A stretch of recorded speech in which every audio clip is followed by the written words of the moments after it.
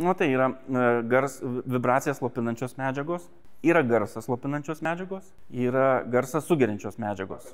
Tai jos visiškai skirtingus funkcionalumus ir jos visos yra reikalingos. Vibracija mažinant izoliaciją, jinai klijuojasi ant skardos, kai paimi lakštą, ne, vėjas, kaip pučia, tai kžižių, ne?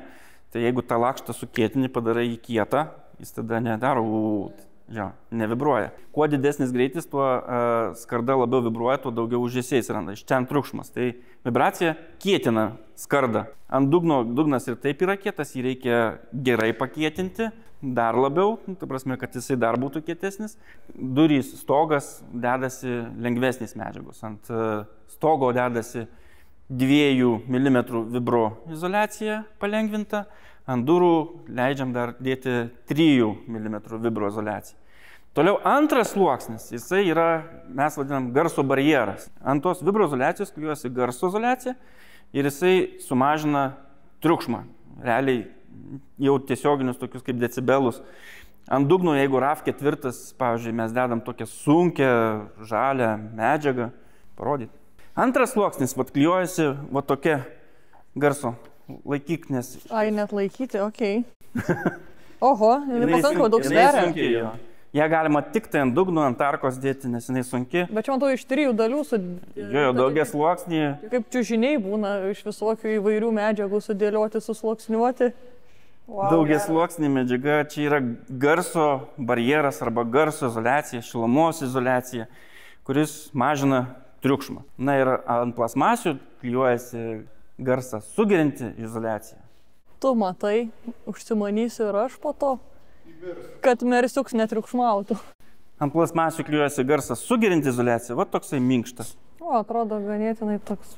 Jisai sugeria ir kas dar padaroma, kad plasmasės netaip girgžda, jos tada pasidaro tokios standžios, jos tada jokių krebždesių nėra. Yra pas mus ne vienas klientas, kreipėsis irgi dėl pačių plasmasių kokybės ir tas pats Arteonas ir A6 19 metų, kur vienam tai panelėje sako, grybžda, nervuoja, sako, negaliu, kažką padarykit. Jis iš viso kreipėsi tik tai dėl panelės, kad sutvarkytume. Kažkaip ten kalbėjom ir, žodžiu, gavosi, kad visą darom automobilį. Bet ką, pirmiausia, jis atėjo, jis iš karto čiuptų už tos panelės, žinai, atvažiavęs. O, sako. Geras pagaliau, ne? O, viskas, aš daugiau nenoriu nieko žiūrėti, čia viskas yra man gerai. Ir tas pats Arteonas irgi durys, sako, krepžda, braška, sako, dar šią savaitę transporteris irgi sakė, durys krepžda, brakžda, sako, jau nervuoja, važiuoja. Žmonės, ką, mes tobulėjame visi, norim vis daugiau ir daugiau to komforto, ne? Triukšme gyventi.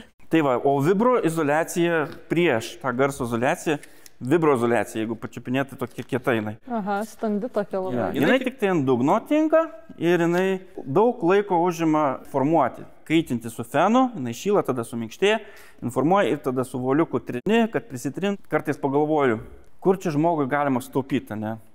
Jeigu aš ant dugno, pavyzdžiui, neklijuočiau šitos medžiagos, tai aš tikrai sutaupyčiau kokią minimum 3 valandas šitai automobiliui. Nes klijuojant lengvesnę medžiagą, kuri lengvai formuojasi ir kaitinti nereikia, tai 3 greičiau tu ją suklijuosi. Bet turbūt efektas jau bus tada labai... Aš sakau, iš vis geriau tada nieko neklijuoti. Ant dugno turi būti arba 3 mm, tokia daugia sluoksničiai jinai yra, arba ten yra 4,2 mm, biški lengviau formuojasi, bet jinai storesnė. Bet mes šią vietą kartais kai taupom, tai tada reikia, kad būtų jinai, kiek įmanoma plonesnė. Aha, bet kadangi iš principo visos tos medžiagos yra klijuojamos, o kaip yra su galimybė jom atsiklijuoti pačiom dėl temperatūrų kaitos, dėl drėgmės, kažkokio poveikio neįmanoma turėti, kad jinai pati paimtų ir atliptų? Ne. Šiaip viskas, visi sluoksniai nuriebalimi, išvalomi.